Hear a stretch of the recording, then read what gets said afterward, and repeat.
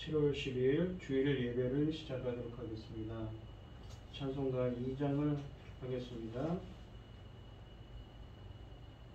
찬양 성부 성자 성령 성삼위일체께 영원 무궁하기까지 영광을 돌리세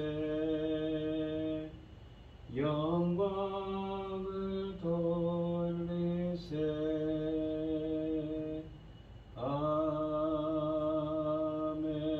아멘. 사도신경 하심으로 신앙 고백하시겠습니다. 전능하사 천지를 만드신 하나님 아버지를 내가 믿사오며 그 외아들 우리 주 예수 그리스도를 믿사오니 이는 성령으로 잉태하사 동정녀 마리아에게 나시고 본디오 빌라도에게 고난을 받으사 십자가에 못 박혀 죽으시고 장사한 지 사흘 만에 죽은 자 가운데서 다시 살아나시며 하늘에 오르사 전능하신 하나님 우편에 앉아 계시다가 저리로서 산자와 죽은 자를 심판하러 오시리라. 성령을 믿사오며 거룩한 공예와 성도가 서로 교통하는 것과 죄를 사하여 주시는 것과 몸이 다시 사는 것과 영원히 사는 것을 믿사옵나이다. 아멘. 교독문 24번입니다. 교독을 하도록 하겠습니다. 제가 먼저 읽겠습니다. 하나님은 우리의 피난처시요 힘이시니 환난 중에 만날 큰 도움이시라. 그러므로 땅이 변하든지 산이 흔들려 바다 가운데에 빠지든지 바닷물이 솟아나고 뛰놀든지 그것이 넘침으로 산이 흔들릴지라도 우리는 두려워하지 아니하리로다. 한 시내가 있어 나뉘어 흘러 하나님의 성 곧 지존하신 이의 성소를 기쁘게 하도다. 하나님의 그 성 중에 계시매 성이 흔들리지 아니할 것이라. 새벽에 하나님이 도우시리로다. 그가 땅끝까지 전쟁을 쉬게 하시니요 활을 꺾고 창을 끊으며 수레를 불살르시리로다. 이르시기를 너희는 가만히 있어 내가 하나님됨을 알지어다. 네가 먼 나라 중에서 높음을 받으리라. 네가 세계 중에서 높음을 받으리라 하시도다. 만군의 여호와께서 우리와 함께 하시니 야곱의 하나님은 우리의 피난처시로다. 아멘. 찬송가 288장 하시고 고현희 집사님 기도해 주시겠습니다. 예수를 나의 구주 삼고 성령과 피로써 거듭나니 이 세상에서 내 영혼이 하늘의 영광 누리도다.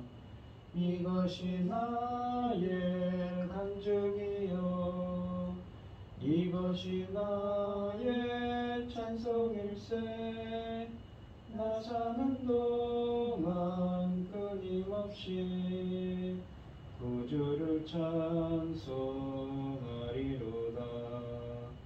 온전히 주께 맡긴내요 사랑의 음성을 듣는 중에 천사들 왕래하는 것과 하늘의 영광 보리로다.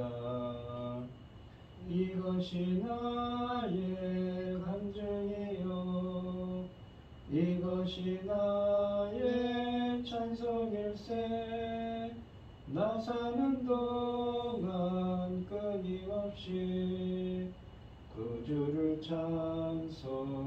찬송하리로다. 주 안에 기쁨 누림으로 마음의 풍랑이 잔잔하니 세상과 나는 간 곳 없고 구속한 주만 보이도다.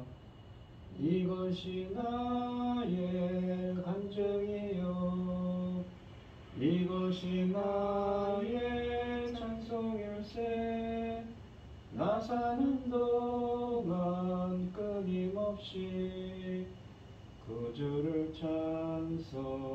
찬송하리로다.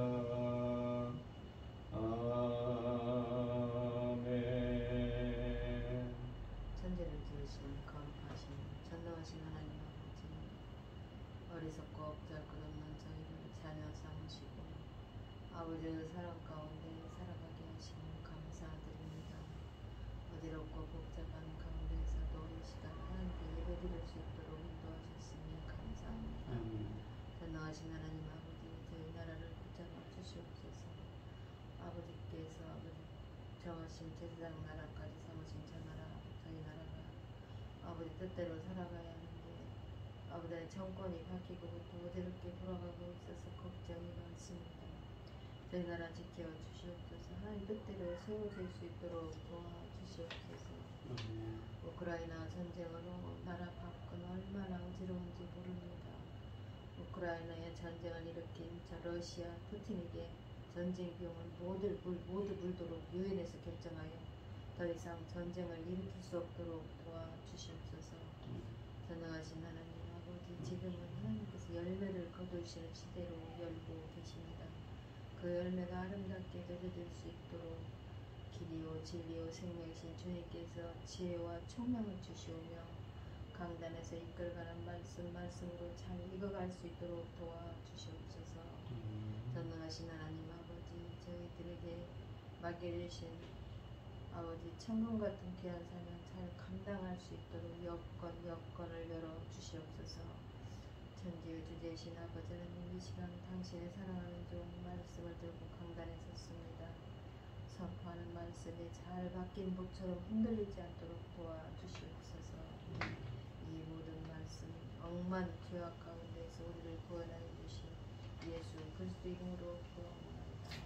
아멘.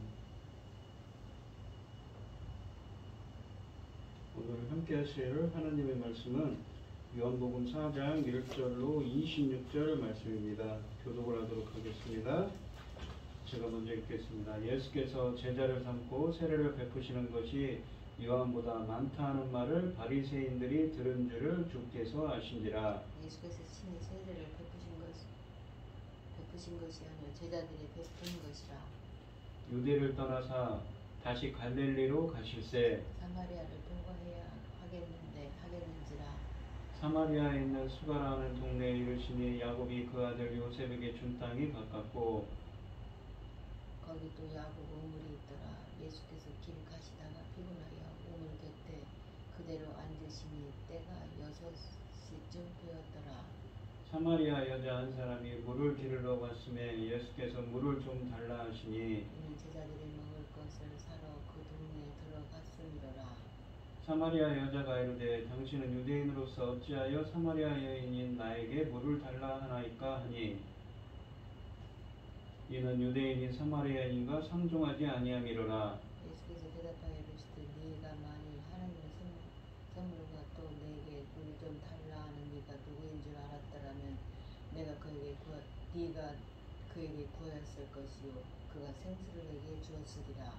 여자가 이르되 주여 물기를 그릇도 없고 이 우물은 깊은데 어디서 당신이 그 생수를 얻겠사옵나이까. 우리 조상 야곱이 이 우물을 우리에게 주셨고 또 여기서 자기와 자기 아들들에게 짐승이 다 마셨는데 당신이 야곱보다 더 크니까? 예수께서 대답하여 이르시되 이 물을 마시는 자마다 다시 목마르려니와 내가 주는 물을 마시는 자는 영원히 목마르지 아니하리니 내가 주는 물은 그 속에 영생하도록 솟아나는 샘물이 되리라. 여자가 이르되 주여 그런 물을 내게 주사 목마르지도 않고 또 여기 물을 기르러 오지도 않게 하옵소서. 이르시되 가서 내 남편을 불러오라. 여자가 대답하여 이르되 나는 남편이 없나이다. 예수께서 이르시되 내가 남편이 없다는 말이 옳도다. 너에게 남편이 5이 있었고 지금 있는 자도 내 남편이 아니니 네 말이 참되도다. 여자가 이르되 주여 내가 보니 선지자로소이다. 우리 조상들은 이스라엘에 예배하였는데 당신들의 말은 예배할 곳이 예루살렘에 있다 하더이다. 예수께서 이르시되 여자여 내 말을 믿으라. 이 산에서도 말고 예루살렘에서도 말고 너희가 아버지께 예배할 때가 이르리라. 너희는 알지 못하는 것을 예배하고 우리는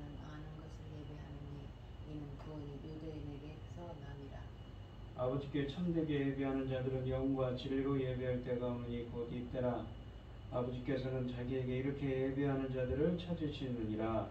하나님은 영이시니 예배하는 자가 영과 진리로 예배할지니라.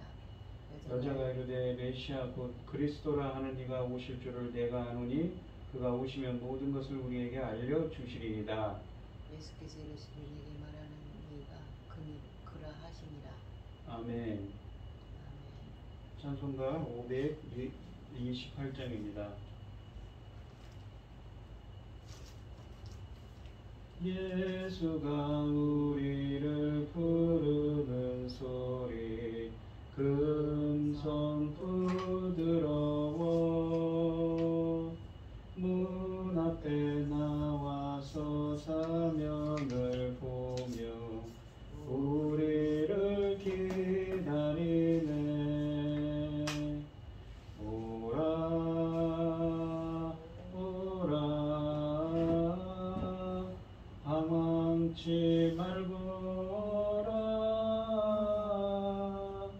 죄 있는 자들아 이리로라 주 예수 앞에 오라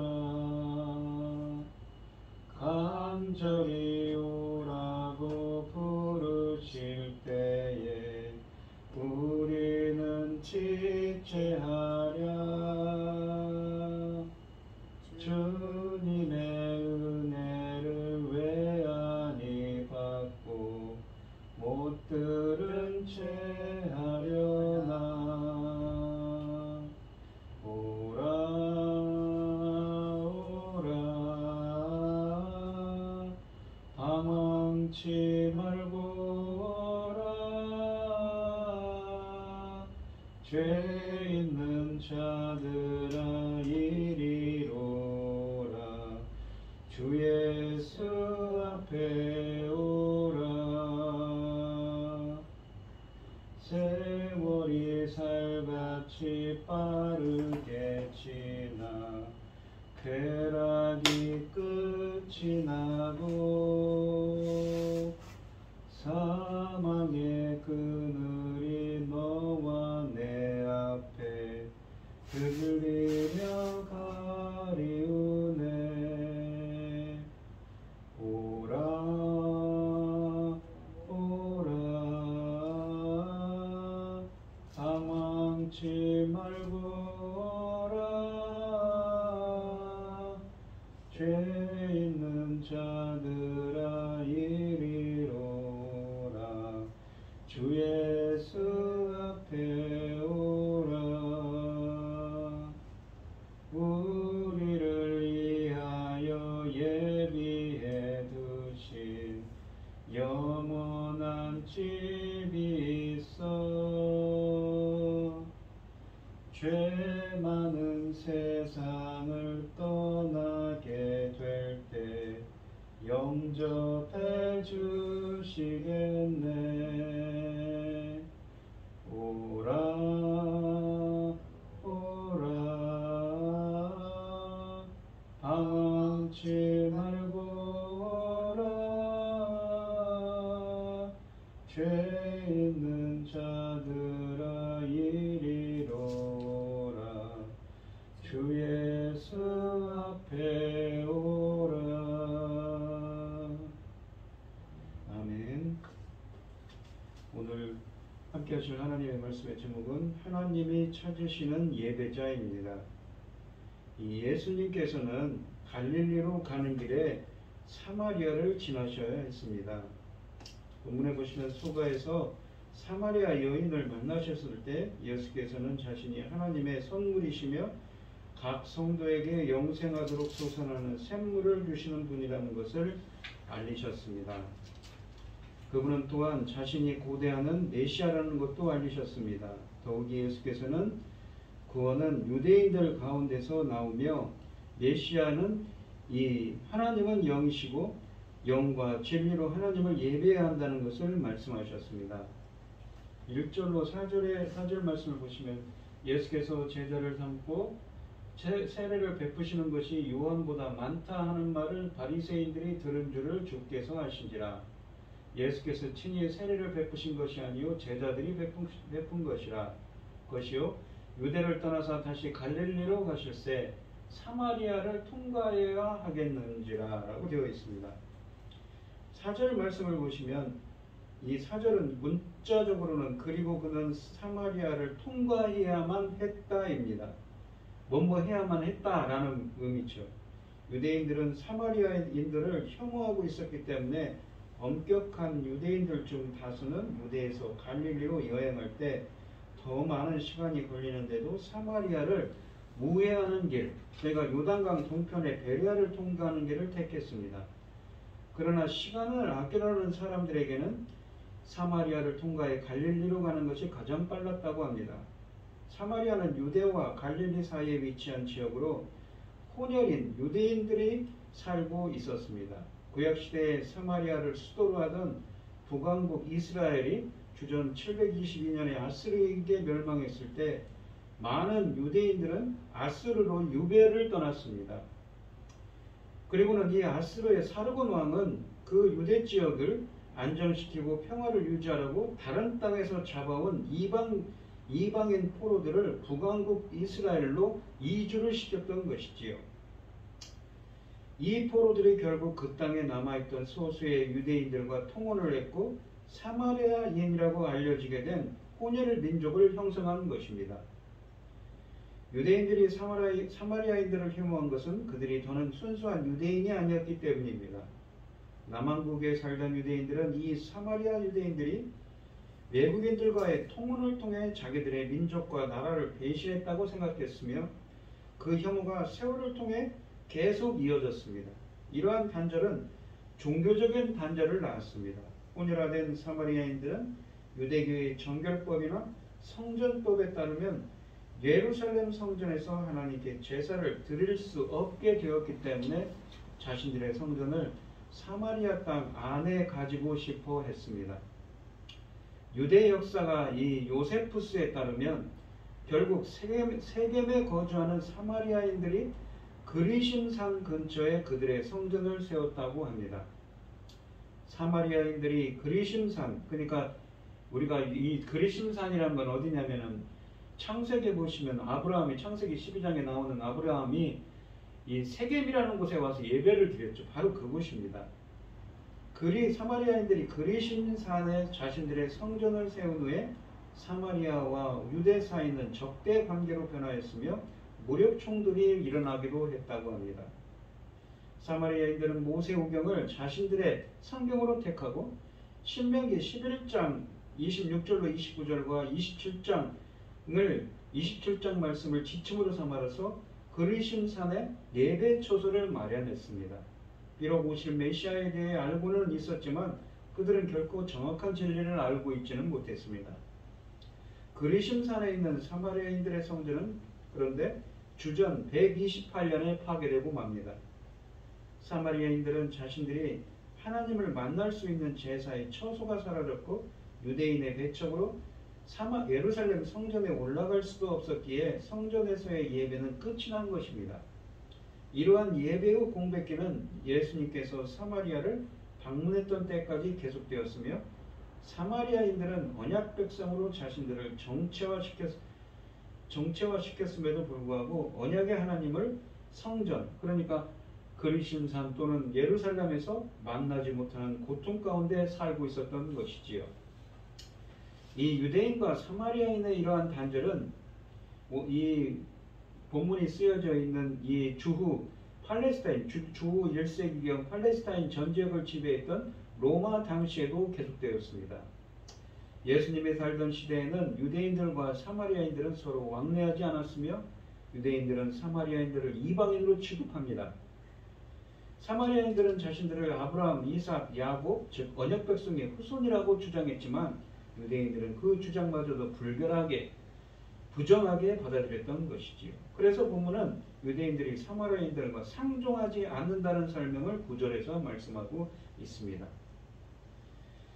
그런데 이 4절 말씀에 보시면 무엇 해야 한다라고 되어 있는 헬라어 데이라는 말씀을 사용해서 사마리아를 방문해야만 하였다고 예수님께서 말씀하십니다.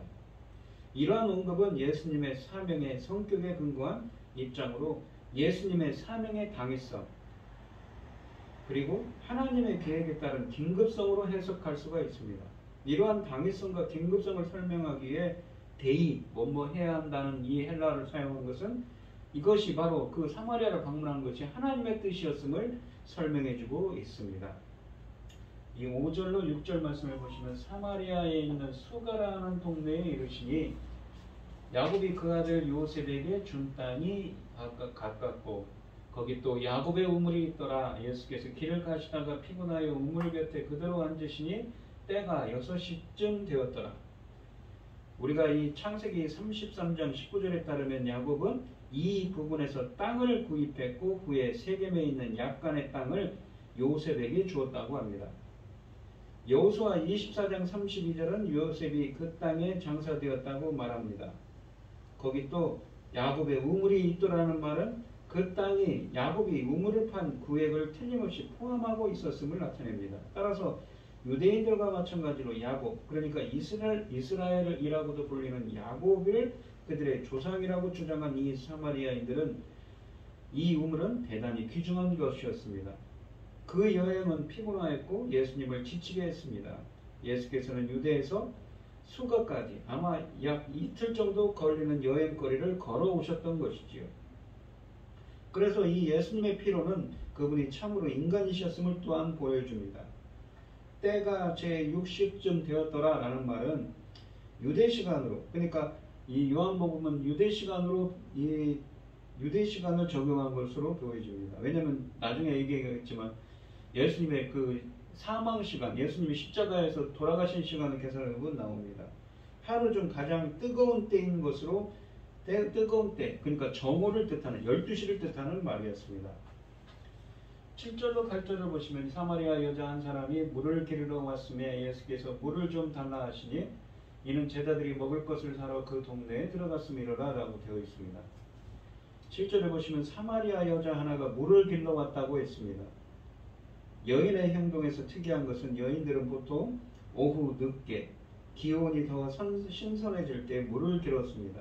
그 작은 마을에서 잘 알려져 있었던 듯이 보이는 이 여인은 그 유별난 시간에 왔습니다. 그 뜨거운 시간에 말입니다. 그런데 그리고 또한 예수님께서는 물을 달라고 하십니다. 또다시 이 진술은 예수님이 진짜 인간이셨음을 보여줍니다. 그분은 정말로 목이 마르셨습니다. 그리고 예수께서는 그릇을 가지고 계시지 않았기에 여인에게 물을 청하였습니다. 비록 그 요청이 그녀를 또 깜짝 놀라게 했지만 그것을 계기로 그녀는 예수님과 대화하게 되었습니다. 이는 제자들이 먹을 것을 사러 동네에 들어갔음이 이러라 라고 말씀하십니다. 이 문구는 예수께서 홀로 여인과 같이 있었다는 것을 우리에게 알려주는 역할을 합니다. 9절 말씀을 보겠습니다. 사마리아 여자가 이르되 당신은 유대인으로서 어찌하여 사마리아 여인인 나에게 물을 달라 하나이까 하니 이는 유대인이 사마리아인과 상종하지 아니함이로라. 이 사마리아 여인은 매우 놀랐습니다. 첫째는 유대인 남자가 사마리아 여인에게 말을 걸었기 때문이죠. 왜냐하면 부정하다고 생각했기 때문에 이 유대인들은 사마리아인을 아예 그냥 그 접촉도 꺼리는 것입니다. 종교적으로. 둘째는 유대인이 사마리아 사람의 그릇으로 물을 마시겠다고 또한 했기 때문입니다. 접촉도 피하고 만나는 것도 상종도 하려 하지 않았기 때문인 것이지요. 이 유대인과 사마리아인 사이의 관계에 대해 우리에게 실마리를 제공함으로써 그 놀람을 설명하고 있습니다. 아까도 설명드렸듯이 유대인들이 사마리아인과 상종하지 아니함이라 라는 이 말씀은 또한 이는 유대인들이 사마리아인과 사물을 공유하지 않기 때문이리라 라는 말로 번역할 수가 있습니다. 상종하다 라고 번역된 이 헬라어는 문자적으로 함께 사용하다를 의미합니다. 그러므로 유대인과 사마리아인이 같은 기구나 시설을 공유하는 것을 부정하게 생각했음을 알 수가 있습니다. 유대인들의 이 의식법은 이 사람들을 의식상 부정하다고 했을 뿐만 아니라 그들이 만진 것들도 부정하다고 말하고 있습니다. 그러나 예수께서는 복음을 나누시려고 모든 장벽을 뛰어넘고 계시지요. 10절에 보시면 예수께서 대답하여 이르시되 네가 만일 하나님의 선물과 또 내게 물 좀 달라 하는 이가 누구인 줄 알았더라면 내가 그에게 구하였을 것이요 그가 생수를 내게 주었으리라 라고 되어 있습니다. 생수라는 말은 이 원어로 생명의 물입니다. 우리가 생명을 뜻하는 자오의 분사형을 써서 생명의 물을 의미합니다. 이 생수는 성도로 하여금 영생에 이르도록 인도하는 14절 말씀에 나오는 인도합니다. 이것은 어떤 대가를 지불하고 받는 것이 아니라 은혜로 받기 때문에 선물, 그러니까 도레아라는 표현을 씁니다. 예수님이 주시는 하나님의 선물은 생수입니다. 신약에서 이 선물로 번역된 도레아라는 헬라어는 하나님 혹은 예수님의 은혜로 인해 주시는 선물을 뜻하는 말로 로마서 5장 15절 17절 고린도후서에 쓰여져 있습니다. 사도행전에서는 자주 성령을 또한 가리키기도 합니다. 그렇다면 생수는 무엇을 가리킬까요? 생수는 성령을 상징합니다. 구약에서 물은 자주 성령과 연결되었습니다. 대표적인 구절이 예수께서 36장 25절에 쓰여져 있지요. 물과 성령의 연관성은 요한복음 안에서도 계속되지요. 우리가 요한복음 3장에 보시면 니고데모에게 물과 성령으로 거듭나지 아니하면 이 하나님 나라에 볼 수도 없고 갈 수도 없다고 하죠. 그때 물과 성령은 물 즉 성령을 뜻한다고 해석되기도 한다고 했습니다. 또한 하나님의 선물과 관련하여 앞서 살펴본 것과 같이 신약 성경은 이 용어를 자주 성령을 가리킬 때 사용하기도 합니다. 37절로 39절 요한복음 37절로 39절에 보면 명절 끝날 곧 큰 날에 예수께서 서서 외쳐 이르시되 누구든지 목마르거든 내게로 와서 마시라. 나를 믿는 자는 성경에 이른 것 같이 그 배에서 생수의 강이 흘러나오리라 하시니 이는 그를 믿는 자들이 받을 성령을 가리켜 말씀하신 것이라. 예수께서 아직 영광을 받지 아니하셨으므로 성령이 아직 그에게 계시지 아니하더라. 그러니까 그들이 받을 생수는 무엇인가? 배에서 나오는 성수는 성령을 가리키는 것이죠. 근데 공생의 기간에는 성령이 없었다는 이야기입니다. 이 예수님께서는 성령의 상징으로서 물을 사용하시며 성령을 통해 영생을 주시는 분으로 자신을 계시하십니다. 따라서 예수님이 사마리아 여인에게 언급하신 생수는 성령이며 그 생수를 통해서 궁극적으로 영생이 주어질 것입니다. 11절로 12절에 보시면 여자가 이르되 주여 물기를 그릇도 없고 이 우물은 깊은데 어디서 당신이 그 생수를 얻겠사옵나이까. 우리 조상 야곱이 이 우물을 우리에게 주셨고 또 우리가 여기서 자기와 자기 아들들과 짐승이 다 마셨는데 당신이 야곱보다 더 크니까? 라고 말합니다. 이 여인의 반응은 이 11절, 12절에 있는 여인의 반응은 예수님을 야곱보다 크다고 생각하지 않는 것은 물론이거니와 예수님의 말씀을 이해하지 못하였음을 영적 무지함을 드러냅니다.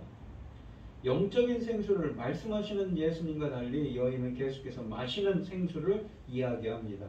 이러한 여인의 영적 무지는 결국 예수님이 말씀하심으로 점차 깨어지게 됩니다.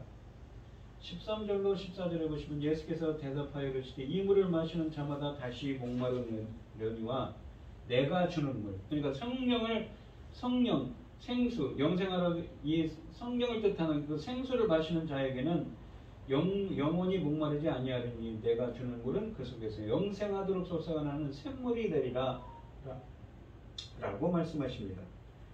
이 12절에 있는 이 여자의 사마리아 여인의 질문에는 그 말을 믿지 못하겠다고 하는 회의적인 마음만이 아니라 약간의 조롱도 섞여 있었지만 예수님께서는 그 질문에 대답하십니다. 야곱과 예수 중에서 어느 쪽이 큰가 하는 질문에 대한 대답은 이 여자가 공경하는 족장 덕분에 공급받게 된 물은 그 자체로 가치 있는 것이었음에도 불구하고 단지 일시적으로만 목마름을 없애준 반면에 예수께서 주시는 생수, 생명의 물을 마시는 자는 영원히 목마르지 않게 된다는 사실에서 발견할 수가 있습니다. 이 목마름은 자연의 물이 아니라 하나님에 대한 목마름, 하나님 앞에서의 영원한 삶에 대한 목마름입니다. 그리고 그 목마름은 자연의 물을 마시지 못해서 오는 고통스러운 갈증을 제거함으로써가 아니라 성령이 부어짐으로써 해결됩니다. 실제로 이 물은 그 속에서 영생하도록 솟아나는 샘물이 될 것입니다. 분명히 이것은 오직 유일하게 영생을 줄 수 있는 성령을 가리킵니다. 내가 주는 물이란 요한복음 7장 37절로 39절에 자세히 설명되는데 예수님을 믿는 자가 마실 수 있는 물로서 그를 믿는 자들이 받을 성령을 가리킵니다.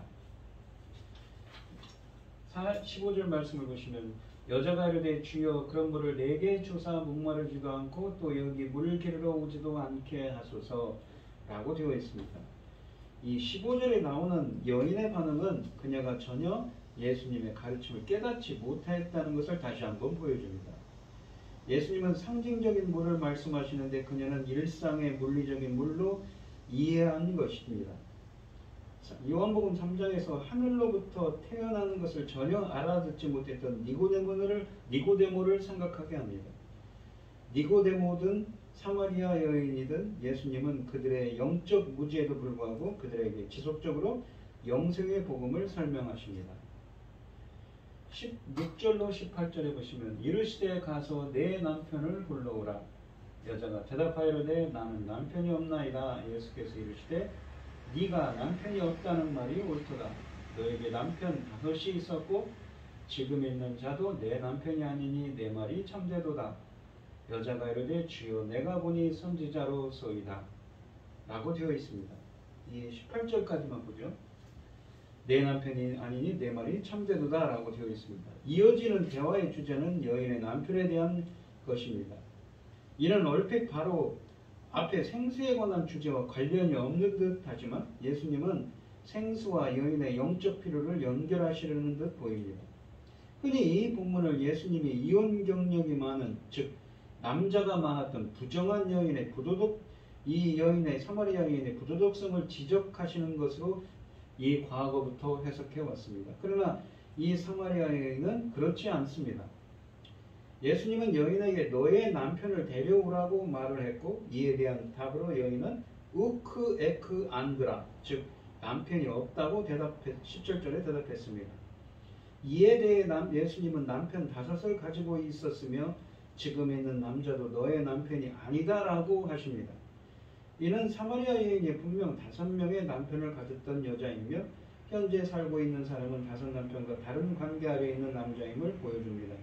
즉 합법적으로 5 남편을 가졌지만 지금 살고 있는 남자는 전 남편들과 달리 합법적인 남편이 아니라는 것이지요.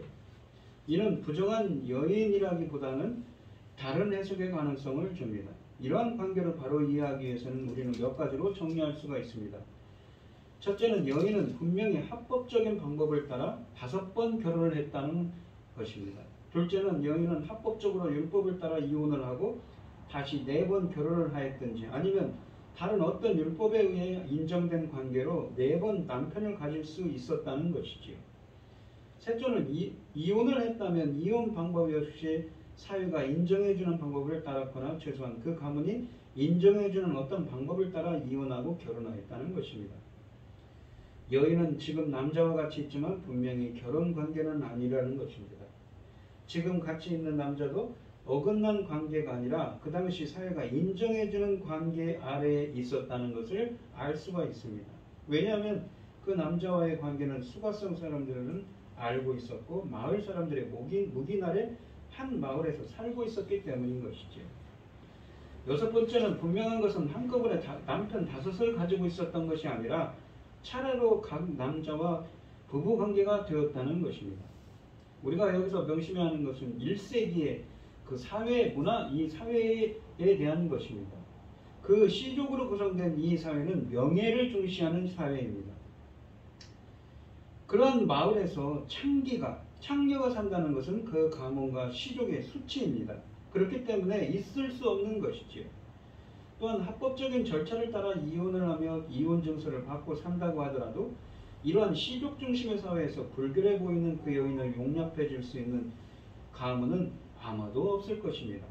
그런데 사마리아 여인이 마을에서 물을 길러온 여인이었고 또한 나중에 예수님을 메시아로 믿고 나서 마을로 돌아갑니다. 그리고 전도를 하게 되죠. 그것을 보면 그녀는 창기나 자기 자신을 위해 여러 차례 결혼한 부정한 여인이 아니라는 것을 우리는 알 수가 있습니다. 오히려 합법적으로 결혼하여 다른 보통 사람들과 같이 살고 있었다는 것을 알 수가 있지요. 만약 사마리아 여인이 창기라면 그 창기의 수치는 결국 가문이나 혈연 공동체의 수치이기 때문에 시족사회인 마을에서 창기를 결코 용납하는 것이 불가능했을 것입니다. 그래서 이 창기들은 어떻게 합니까? 그래서 돌에 던지든가 아니면 추방을 당했겠죠. 이런 혈연 공동체 사회인 마을 안에서 모든 시족의 구성원들이 인정해주는 그런 정상적인 삶을 살 수 있는 여인이면서 결혼을 5번이나 할 수 있을 뿐 아니라 또 남편 아닌 남자와 살 수 있는 가능성이 있는 유일한 경우가 있을 수 있을까요? 당시 율법이나 사회에서 3번 이상 결혼을 하거나 이혼을 한다는 것은 거의 불가능했다고 합니다. 그렇다면 이 주 1세기에서 일반적으로는 결혼과 이혼을 통해 5 남편을 갖는다는 것은 생각해 볼 수 있는 여지가 별로 많지는 않습니다. 집안의 명예를 유지하면서 5번이나 결혼할 수 있는 경우 오직 한 가지의 경우에만 가능합니다. 성경은 이러한 제도를 수혼법 또는 계대 결혼이라고 합니다. 이 수혼법이라는 것은 고대에는 형이 자식이 없는 상태로 죽으면 아우가 형수를 통해 아들을 낳고 그 아들을 형의 아들로 형의 이름으로 상속시키는 공인된 관습을 말합니다. 이 법은 창세기에서 나타나며 모세의 구행을 기록할 때 기록된 율법이 되었음을 신명기 25장 5절로 6절을 통해 알 수가 있습니다. 이 계대 결혼의 이 가장 중요한 목적은 언약의 씨인 장자를 낳는 것이며 또 다른 목적은 이스라엘의 재산 보호와 과부를 보호하는 데 있습니다. 이 법에 대해 계대 결혼에 대해 언급하는 성경에 나오는 대표적인 것은 무엇입니까? 창세기 38장에 나타난 다말 사건이지요. 유다가 수아의 딸과 결혼하여 엘, 오난, 셀라를 낳았는데 엘은 다말과 며느리인 다말과 결혼하여 아들을 낳지 못하고 죽자 오마를 다말에게 들어가 엘의 후손을 잇게 하려고 했습니다. 이것이 바로 계대 결혼이죠. 또한 신약 성경에 보시면 이러한 제도에 대해 언급하고 있는 것이 마태복음 22장 24절로 28절을 보면 부활이 없다고 믿는 사두개인들이 자신들에게 가장 난해한 이 수혼법에 대해 예수님에게 질문합니다. 그들이 질문한 수혼법에 대한 이해는 요한복음의 5 남편에 대한 문제를 해결할 수 있는 가능성을 열어주십니다. 7 형제가 있는 집에 큰형과 결혼한 아내가 장자를 얻기 위하여 자기 남편부터 시작하여 시종생들과 7차례로 결혼하지만 결국 자식 없이 죽었다는 것이지요. 이 마태복음 말씀을 비교하여 살펴본 것처럼 5 남편을 얻을 수 있는 경우는 부정한 여인보다 수혼법의 경우가 가능성이 더 높습니다. 사마리아 여인에게 남편이 5이라는 말은 사마리아 여인이 본래 남편의 후손을 낳기 위해 계속해서 동생들과 결혼을 했다는 것을 보여줍니다. 남편이 죽고 장사된 지 얼마 되지 않아 시동생에게 들어가야 하는 여인의 고통, 그러한 일을 5번이나 행했고 이제 나이가 아직 어려 아직은 자신이 들어갈 수 없지만 언젠가는 본래 자기 남편의 씨를 잇기 위해 들어가야 할 6번째 시동생을 바라보면서 아직 결혼을 하지 않은 상황에 있는 것이지요. 이 6번째 남자를 통해서라도 본래 남편의 자손을 낳아야 하는 의무를 갖고 사는 불행한 여인의 고통을 주님은 목마름으로 표현한 것입니다. 그녀는 고통과 수고의 삶을 살아가며 우물가에서 혼자서 있으면서 하나님을 만나지 못한 외로운 존재였습니다. 야곱의 우물에서 물을 기르면서 메시아를 기다리는 사람이었던 것이지요. 19절에 보시면 여자가 이르되 주여 내가 보니 선지자로소이다. 이게 예수님의 전지성에 전지전능성에 대한 이야기지요. 자신의 사생활에 대한 예수님의 이 초자연적인 지식에 반응하면서 여자가 이르되 주여 내가 보니 선지자로소이다 라고 말합니다. 사마리아 여자는 예수님이 평범한 유대인이 아님을 깨달았습니다.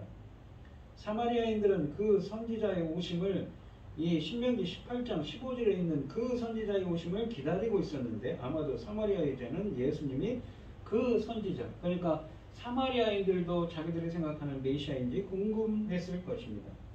나중에 그 여자는 동네 사람들에게 가서 29절에 있는데 내가 행한 모든 일을 내게 말한 사람을 와서 보라.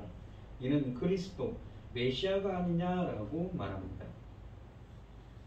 20절 말씀을 보시면 우리 조상들은 이 산에서 예배했는데 이 산은 어디입니까? 바로 그리심 산이죠. 당신들의 말은 예배할 곳이 예루살렘에 있다 하더이다. 이 산은 그리심 산을 의미합니다.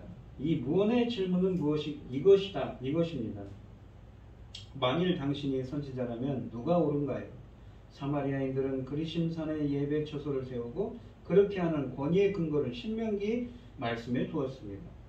반면에 유대인들은 이 예루살렘을 유대인의 예배 중심지로 삼음으로써 다윗을 따랐습니다. 그 분열은 사마리아인들이 예루살렘의 성전 건축을 돕겠다고 제안했다가 거절당한 에스라나 느헤미야 시대에 일어났습니다. 그래서 그 두 그룹 사이에는 누가 옳은지에 대한 지속적인 논쟁이 있었던 것입니다. 성경은 그런데 예루살렘을 예배처소로 인정했지요. 따라서 유대인들이 옳았고 사마리아인들이 틀렸다는 것입니다. 사마리아에 있는 예수님이 이 문제에 대해 어떻게 말하는지 듣기를 원했습니다. 21절 말씀해 보시면 예수께서 이르시되 여자여 내 말을 들으라 믿으라 이 산에서도 말고 예루살렘에서도 말고 너희가 아버지께 예배할 때가 이르리라 라고 말씀하십니다.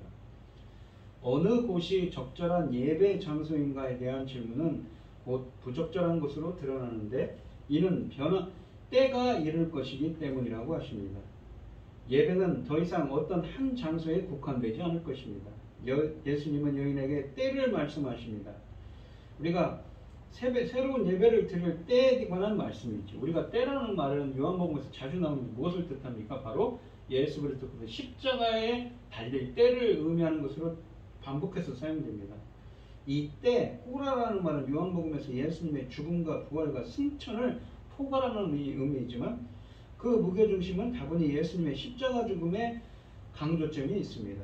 예수님은 그의 죽음을 통해 이제 새로운 예배가 하나님 아버지께 드려질 것이라고 하십니다.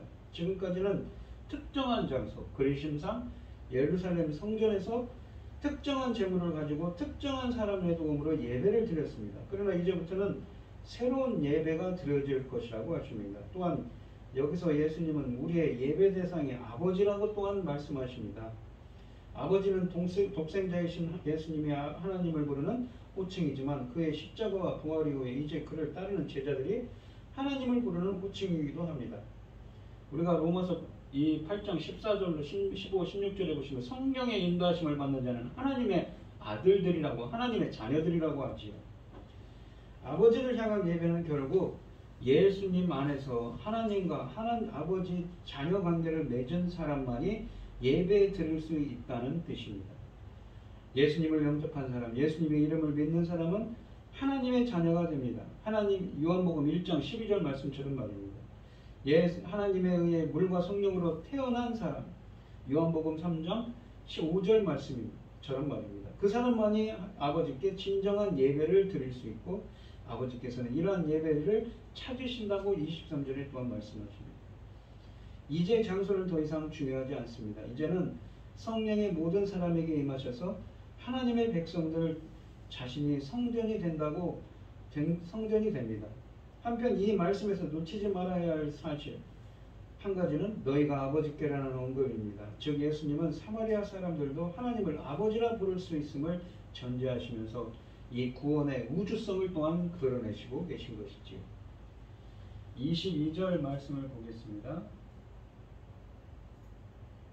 너희는 알지 못하는 것을 예비하고 우리는 아는 것을 예비하노니 이는 구원이 유대인에게서 남이라 라고 되어 있습니다.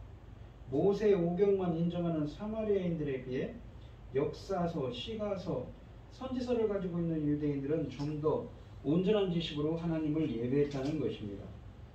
구원이 유대인에게서 남이라는 말씀은 메시아가 바로 유대인에게서 나온다는 말입니다.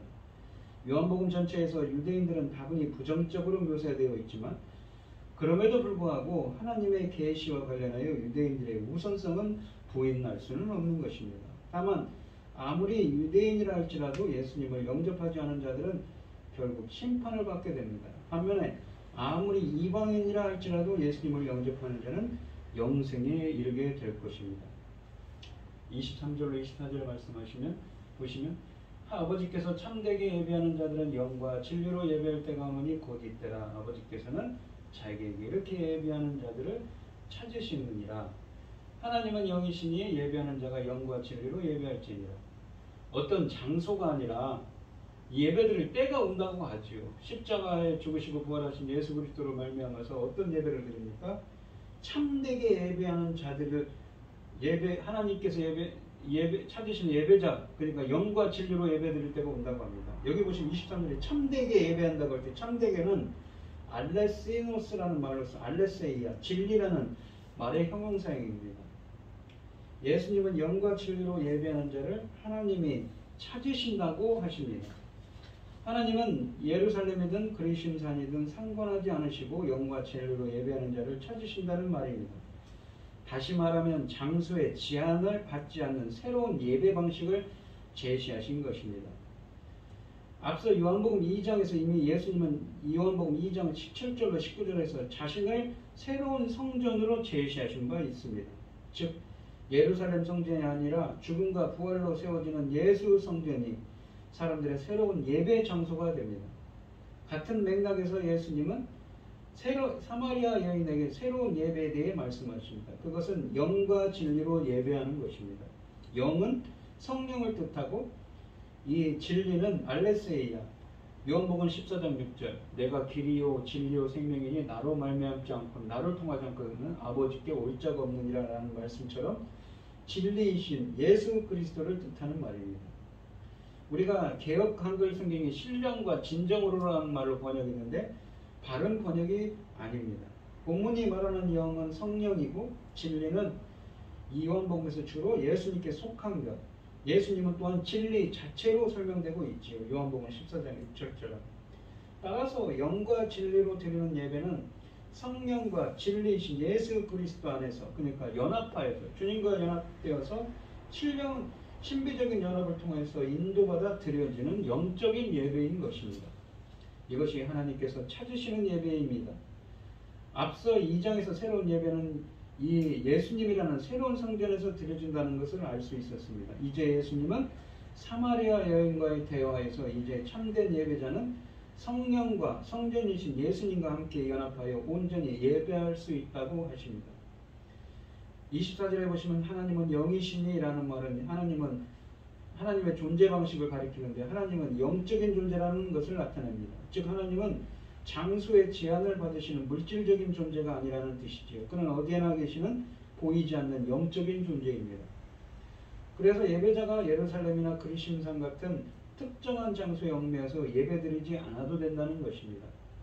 24절에 사용된 헬라어 동사 데이는 또한 나오는데 이 뭐뭐 해야 된다로 번역할 수가 있습니다. 다시 말하면 하나님의 자녀 예배는 반드시 영과 진리 안에서 이루어져야 한다는 것이죠. 요한복음에서 그리스도의 삶과 관련하여 두 가지를 우리는 이 데이라는 동사가 쓰여진 것을 통해 알 수 있습니다. 이 요한복음 3장 9절에서는 하나님의 자녀는 하나님에 의해 위로부터 다시 태어나야 하고 3장 30절에 보시면 예수님을 높이는 삶을 살아야 하며 뿐만 아니라 이 데이는 기독론적인 표현에서도 쓰여지는데 그를 믿는 자에게 영성을 주시기에 인자이신 예수님은 반드시 십자가를 지셔야 한다고 3장 14절에 32절과 34절에 말씀하십니다. 또한 십자가와 함께 부활도 해야 된다고 필연적인 구속 사역에 해당된다고 20장 9절에 쓰여져 있는 것이지요. 25절 말씀해 보시면 여자가 이르되 메시아 곧 그리스도라 하는 이가 오실 줄을 내가 아노니 그가 오시면 모든 것을 우리에게 알려주시리라. 메시아라는 말은 메시아스, 기름 부음을 받은 자라는 의미입니다. 이 말은 원래 히브리어인 마시하우, 기름 부음을 받은 자의 헬라어의 음역입니다. 사마리아 여인은 예수님으로부터 영과 진리로 드리는 예배에 대해 들은 후 메시아를 언급합니다. 메시아가 와서 성전과 예배에 관한 모든 것을 알려주실 것이라는 것이죠. 이 여인의 언급은 메시아는 아마도 사마리아 오경에 나오는 모세와 같은 선지자, 그러니까 신명기 18장 15절부터 18절의 메시아이실 것입니다. 사마리아인들은 이 메시아를 타협이라고 불렀다고 합니다. 그런데 이 메시아가 와서 성전과 예배에 대해 가르쳐 줄 것이라 믿었던 것이죠. 26절 말씀을 보시면 예수께서 이르시되 내게 말하는 내가 그라 하시니라. 예수님은 여인의 말에 그 메시아가 바로 자신이라 하십니다. 70인경에서 하나님의 자기 계시 표현으로 사용된 에고에임이 나는 무엇이다 라를 사용하여 자신이 하나님의 아들로서 사마리아인들의 기대까지도 충족시킬 수 있는 메시아심을 나타내고 계신 것이지요. 사마리아인은 남편들을 잃고 사별하여 상처 입은 사람입니다. 그러나 그는 예수님을 만났습니다. 그리고 새로운 생명, 생수, 그 솟아나오는 생수이신 성령의 은혜를 통하여서 새로운 생명을 얻었고 동네 사람들에게 예수님을 그리스도라고 소개함으로 신실한 전도자가 되었다고 합니다. 우리가 이 본문에 보시면은 이 다시 23절로 24절에 보시면 하나님께서 참되게 예배하는 자들은 영과 진리로 예배하는 자가 오라니 곧 있더라. 아버지께서는 자기에게 이렇게 찾으시는 자를 예배하는 자를 찾으신다고 하죠. 하나님은 영이시니 예배하는 자가 영과 진리로 예배할지니라 그럽니다. 성령과 진리신 예수 그리스도 안에서 그분과 연합해서 신령한 영적인 예배를 드리라고 하지요. 영과 진리 안에서 예배, 그러니까 그리심산이든 예루살렘 성전이 아닌 성령과 진리신 예수 그리스도 안에서 연합하여 드리는 예배를 말합니다. 그러니까 이 말은 이 예배는 어떤 얘기입니까? 상당히 영적인 예배죠. 우리가 로마서 12장 1절을 할 때 이런 표현을 썼습니다. 그러므로 형제들아 내가 하나님의 모든 자비하심으로 너희를 권하노니 너희 몸을 하나님이 기뻐하시는 거룩한 산제물로 드리라. 이는 너희가 드릴 영적 예배니라 그렇습니다. 성령과 진리 안에서 그리스도 안에서 예배를 드리는 그 영적 예배는 바로 온전히 하나님께 구원의 여정을 뜻하는 것입니다. 이 요한복음 4장은 무엇입니까? 바로 구원의 여정을 뜻합니다. 이 속에 로마서가 들어있습니다. 그러니까 로마서 12장에 와서는 이 산제물로 드리는 영적 예배를 드리라고 하지요.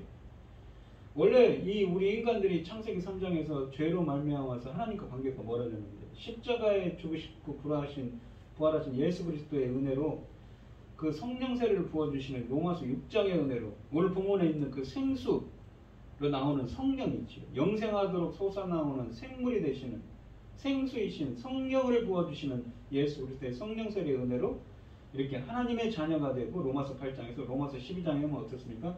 하나님의 자녀로 재창조돼서 드디어 하나님 앞에 드려지는 존재, 산제물로 드려지는 존재가 된다는 것을 요한복음에서는 영과 진리로 예배한다고. 로마서 12장에서 무엇입니까? 거룩한 산제물로 드리라. 너희가 드릴 영적 예배라고 하는 것입니다. 그러니까 그 로마서 설교를 할 때도 이런 표현을 썼지만 산제물로 드리는 표현이 무엇입니까? 우리가 히브리서 말씀을 인용을 했습니다. 이걸 한번 같이 한번 보도록 하겠습니다. 그 후에 말씀하시기를 보시옵소서.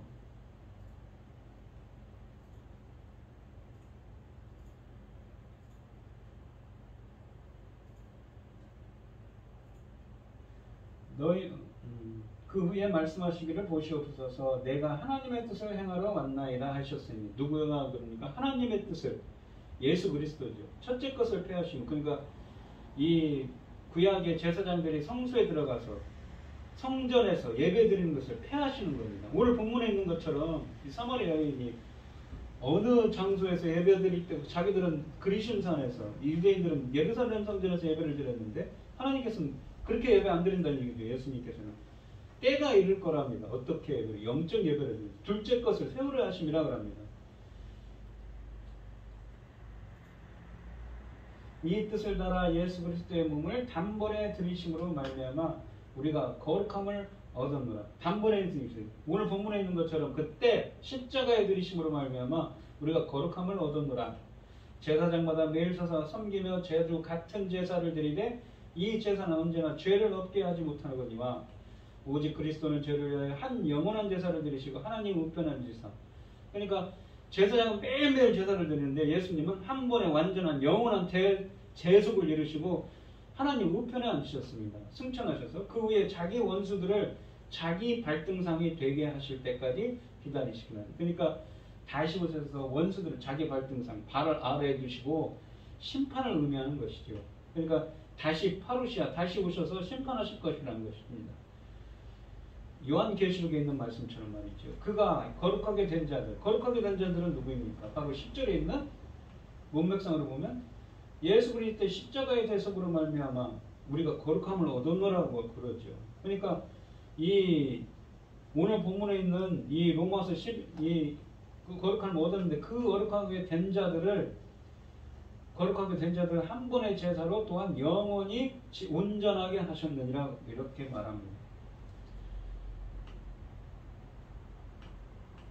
또한 성령이 우리에게 증언하시되 주께서 이르시되 그날로는 그들과 맺을 언약이 이것이라 하시니, 그러니까 예레미야 31장 33절로 34절에 새 언약을 말합니다. 내 법을 그들 마음에 두고 그들 생각에 기록하게 하신 후에 또 그들의 죄와 그들의 불법을 내가 다시 기억하지 아니하리라 하셨으니 이것들을 사하셨은즉 다시 죄를 위하여 제사 드릴 것이 없느니라. 그러니까 더 이상 이렇게 그 새 언약 가운데 있는 자들에게는 어때요? 더 이상 제사 드릴 것이 없어요. 왜냐하면 예수 그리스도가 한 번에 완전한 영원한 대속으로 끝냈기 때문에. 누구에게 그러한 은혜가 임합니까? 이렇게 새 언약 가운데 있는 재창조된 자들에게 그러한 은혜가 임하죠. 그러므로 형제들아 우리가 예수의 피를 힘으로 성소에 들어갈 담력이라는 건 확신을 얻었다는 거예요. 성소는 어디입니까? 주님이 계신 곳이죠. 그러니까 이거를 어떤 장소 개념이 아니라 영적으로 이해해야 됩니다. 주님의 임재가 있는 곳이죠.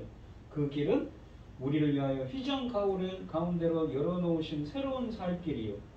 휘장 곧 그의 육체니라. 예수님께서 요한복음 14장 6절에서 내가 곧 길이요 진리요 생명이라고 그러죠. 길이 어떤 길입니까? 바로 주님을 향하는 길. 주님께 가는 길이죠. 무엇으로 열었습니까? 바로 그의 육체로 여셨습니다. 십자가의 대속으로. 또 하나님의 집 다스리는 큰 대제사장이 계심에 우리가 마음의 뿌림을 받아 악한 양심으로부터 벗어나고 몸은 맑은 물로 씻음을 받았으니 이 참 마음과 온전한 믿음으로 하나님께 나아가자고 말합니다. 바로 이 오늘 본문 말씀 있는 것처럼 그 예루살렘 성전에서 그리심산에서 제물을 드리면서 예배드리는 것이 아니라 바로 십자가에 죽으시고 부활하신 그 때를 바라보면서 그 때에는 정말 어떻게 된다고 예수님은 그 사마리아 여인에게 영과 진리로 예배드리게 된다고 라고 말합니다. 그것을 로마서에서는 뭐라고 말합니까? 너희들을 산제물로 드리라 하나님께 드릴 영적 예배라고 말하는 것이죠. 그 히브리서에는 그거를 이렇게 이 구약과 신약을 통하여서 이렇게 설명하고 있는 것입니다. 오늘 본문 말씀을 보시면 이 사마리아 여인이 나옵니다. 아까도 말씀드렸듯이 사마리아는 어떤 사람입니까? 바로 이 사마리아인은 우리가 보통 전통적으로는 목사님들이 이렇게 설교를 했어요. 부정한 여인이라고. 근데 부정한 여인이 아니죠. 그렇게 5번이나 결혼한 여인이었으면 도래마다 죽었던가 추방을 당해야 맞습니다. 근데 마을의 일원으로 되어 있죠. 명예사회에서 말입니다. 절대 그럴 수가 없다는 것이고, 그 여인은 수혼법을 통하여서 결혼해야만 되는, 그리고 아직 어려서 결혼하지 못하는 6번째 동생을 맞이해야 되는 그런 처지에 있는 애처로운 여인이지요. 우리 성도님들도 우리의 구속자이신 이 수가성의 여인이 만났던 것처럼 예수님을 만나시고 정말 영생의 그 목마름 가운데 있지만 주님이 주시는 솟아나는 생수의 그 성령 세례를 통하여서 그러한 성령 세례가 성령의 은혜가 충만하게 될 수 있는 은혜가 함께 하시고 본문에 있는 것처럼 하나님의 자녀가 되어서 이렇게 영과 진리로 예배드리는 자들, 주님께 그 거룩한 산제물로 드려지는 영적 예배를 드릴 수 있는 여러분들이 되시기를 축원드리겠습니다. 기도하겠습니다. 하나님 아버지 감사합니다. 오늘 주신 말씀처럼 하나님이 찾으시는 예배자, 영과 진리로 예배드리는, 하나님의 기뻐하시는 산제물로 드려질 수 있는 영적 예배를 드릴 수 있는 저희들이 될 수 있도록 인도하시고 함께하여 주시옵소서. 이 모든 말씀 거룩하신 예수님 이름으로 기도합니다. 아멘. 찬송가 484장입니다. 3절과 4절만 하겠습니다. 세상의 영광 난 보여도 언제나 주님은 나의 기여, 주님만 내 맘에 계시오니 영원한 주님 참 귀하셔라.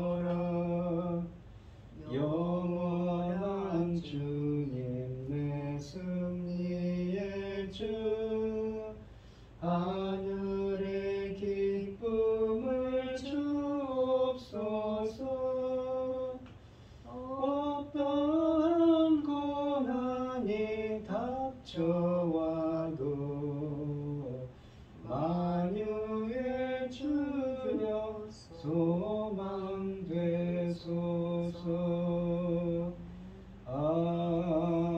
아멘. 기도하겠습니다. 참 감사하시는 하나님, 오늘 거룩한 주일날 저희들을 이렇게 불러 모아주시고 예배드리게 하여 주시니 감사를 드립니다. 우리에게 모든 것을 주신 하나님, 오늘 이 시간 하나님께서 주신 많은 은혜와 사랑에 감사드리며 주님께 귀한 예물을 드리는 손길들이 있습니다. 드려지는 손길마다 기억해 주시고 이 간과 기도에 귀 기울여 주시고 응답하여 주셔서 하나님의 기뻐하시는 뜻을 행할 수 있도록 오늘 본문에 있는 것처럼 하나님이 찾으시는 예배자가 될 수 있도록 인도하여 주시옵소서. 기뻐받아 흠양하여 주실 줄 믿사오며 이 모든 말씀 거룩하신 예수님 이름으로 기도합니다. 아멘. 찬송가 5장을 하시고 축도하심으로 오늘 예배를 마치겠습니다. 이 천지가 만물들아 복 주시는 주 여호와 전능성부 성자 성령 찬송하고 찬송하세. 아멘. 이제는 주 예수 그리스도의 은혜와 하나님의 극진하신 사랑과 성령의 교통하심이 하나님이 찾으시는 예배자가 되기를 소원하는 성도들 머리머리 위에 이제로부터 영원히 함께 있을지어다. 아멘.